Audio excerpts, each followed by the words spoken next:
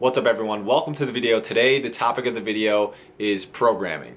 And I have a lot of stuff I want to go over about programming for sprint training, jump training, strength training, overall strength and performance. And this probably will become a two-part video. I'll probably divide it into two parts of basic and advanced. So if you have any questions regarding either part, just be sure to drop them down in the comments below and I'll get back to you as fast as I can. I know this is kind of a topic that is a little confusing for everyone, and I really just want to kind of dumb it down if I can, just to make it as clear as possible so you can apply these principles to your training. My goal by the end of this video is to get you to understand as much as possible about this subject so that you can create a program that is customized to you and is actually specific to your goals. So before I start this video, I want you to keep in mind exercise selection, variation, and skills that you're trying to develop. Now, when you do any type of training program, it's all going to be relative to the skill that you're trying to train or get better at. So I'll go over it more later on, maybe in the advanced video, about how a certain exercise can improve your skill in a different exercise. But for the most part, specificity is the number one thing you want to focus on here. So if you're performing an exercise over the course of a training program, or you're programming to get better at a skill, let's say that skill is shooting a basketball, odds are it's probably not a good idea to program hitting a baseball in a program where you're trying to improve shooting a basketball. So one word that you're going to hear me use a lot during this video is periodization. Periodization is defined as strategic implementation of specific training phases, otherwise known as a plan. So diving into it, I want to go over volume, intensity, and frequency. These three components essentially are what make up your program. Within a training day, week, and micro and macro cycle, volume, intensity, and frequency are going to vary, and they're going to basically give you the training effect that you're looking for, or the training effect that is going to be applied through your program. From a strength training or weightlifting standpoint, volume is essentially reps times sets times weight lifted. From a sprint training standpoint, volume is essentially how many yards or meters, however long the distance is that you've sprinted in a total session. Then in terms of jump training, we're going to calculate our volume based on our effort times the number of ground contacts or number of jumps we make. Volume could be calculated over the course of one exercise, a training day, a training week, a training month, or a training cycle. I'm going to talk about intensity in terms of weight lifted or effort relative to your 1 rep maximum, and frequency, which is the number of sessions performed in a week, month, or training cycle. All of these things are going to make up your total volume. One important thing to keep in mind of is the total volume per session, week, and training cycle. And just by knowing this and being aware of this, you're going to increase your ability to create programs that work for you, and how much volume is going to be too much and what your limit is for overtraining. So intensity and frequency both fall under the umbrella of volume, and volume is what you need to increase over the course of a training cycle to get an added or an increased training effect. Now, you can't increase this amount of volume forever, because at some point your body, your central nervous system, is going to basically say, no, this is too much, and it's going to overreact to the volume and you're going to overtrain. So if we were to take one isolated workout, let's say we were doing 3 sets of squats, 3 sets of bench press, sprinting 10-yard sprints, and doing 10 vertical jump attempts at 100% max effort. Now, let's just say we did this training session 3 times a week, which would be 3 times frequency, and did it over the course of 6 weeks and didn't change any of the variables the whole time. If we calculate that out over the course of 1 week, we're going to get 9 sets of squats, 9 sets of bench press, 300 yards sprinted, and 30 vertical jumps.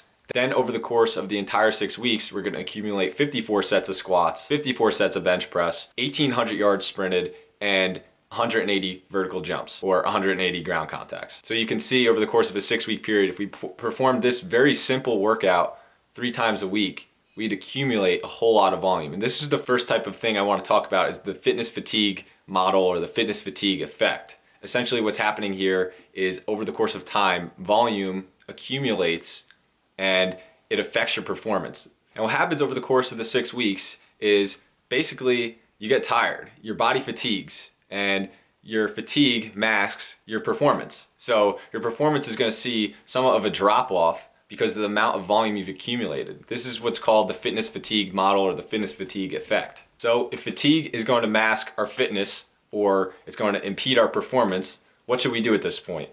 Well, obviously you can probably think we want to take down some of the volume. So if we cut some of this volume, let's say we cut the volume in half for the next 3 to 4 weeks, essentially what's going to happen is, since our body has adapted to the volume and the stimulus we gave it in the prior 6 weeks, essentially what's going to happen is you're going to super compensate and your body's going to recover more than enough and give you an increased level of performance. So there you have it. That's, in a nutshell, the example of periodization, how to get a training effect from your programming. It honestly doesn't have to be more complicated than that. It could just be that and applied to your own training.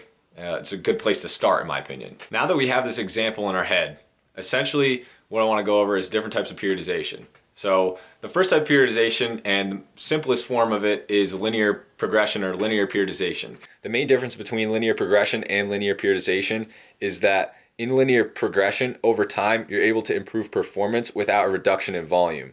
Essentially, linear progression and linear periodization is when you are, let's say you're doing an exercise like the squat, and you're adding weight to the squat over the course of the entire program. So linearly, the intensity of the squat or weight lifted is going up, say, let's use 5 pounds in this example. Let's going up 5 pounds a week, a workout, or a month. That's an example of straightforward linear periodization. Usually linear periodization programs start with a high level of volume and a low level of intensity. Also, relatively speaking, it's kind of all relative to you. So whatever training effect, you might respond well to 10 sets of volume, and I might respond better to 30 sets of volume. That's all relative to the individual, is kind of one of the big things you got to look out for. And you learn this through trial and error. And it's something that I recommend that you just jump onto any type of program just to see how you respond to it. All linear periodization programs start high volume and low intensity. And over the course of the program, they crisscross. So intensity goes up as volume continues to taper off. So comparing back to our example, our volume, instead of staying the same over the course of that 6 weeks and then being slashed in the final 3-4 weeks, let's just say it started at its peak in week 1, and then over the course of time, weeks 2, 3, 4, 5, 6, 7, 8, 9, and 10, they progressively got lower. But for the amount of weight on the bar or the amount of intensity we were applying, it was a little bit less to start. So let's say it was 50 pounds we were working with in week 1, and over the course of the entire program, we progressed it all the way up to 100 pounds.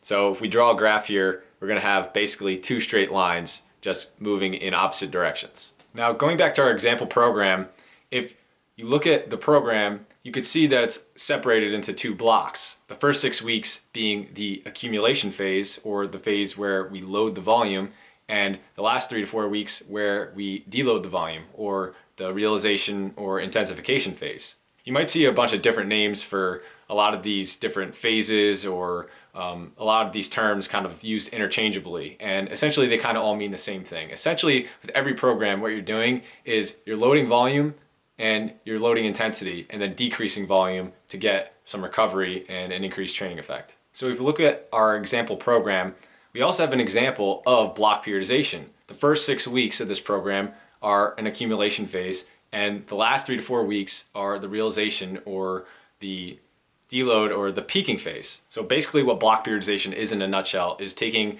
a period of weeks or a chunk, otherwise known as a block, of your training cycle out to focus on one specific skill or one specific quality. So essentially what this does is allows you to take one chunk of your training cycle and allows you to focus on that skill or that quality so you could improve upon it without paying attention really to anything else or keeping everything else kind of constant. So what you'll start to notice about our example program is it really is more than one type of periodization, and it could actually be more.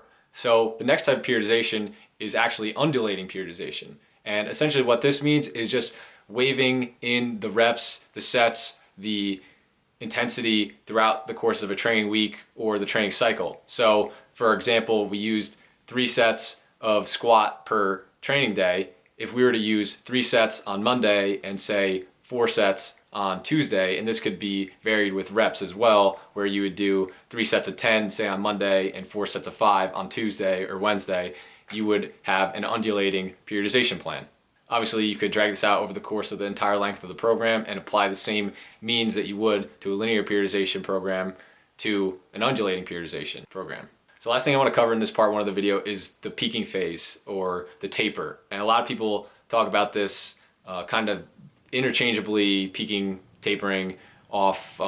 Essentially all this is deloading a lot of the volume and deloading some of the intensity as well. A lot of times what happens is you're so fatigued that you won't be able to just deload the volume, and it won't allow you to fully recover. So in this case, you'd also deload some of the intensity as well. And this might happen if you're, so let's say you're a 100-meter sprinter and you have a big meet coming up and you're really fatigued into your training cycle. You might want to really deload a lot of the volume and the intensity so that way you can recover and be fresh for your big meet coming up. And you'll see a lot of powerlifters do this 1, sometimes 2 weeks out, and by taking this deload or this peaking phase, it allows them to really be recovered for meet day and really perform at their best. So that's it. Thanks for watching this part 1 of the programming series. Part 2 is coming up next. So if you have any questions, be sure to drop them down in the comments below. Thanks for watching. I'll see you in part 2.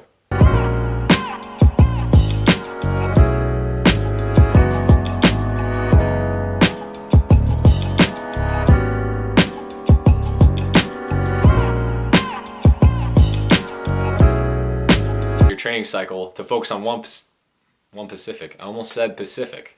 Let me be more Pacific. Of course I messed up the first freaking word that I write on here.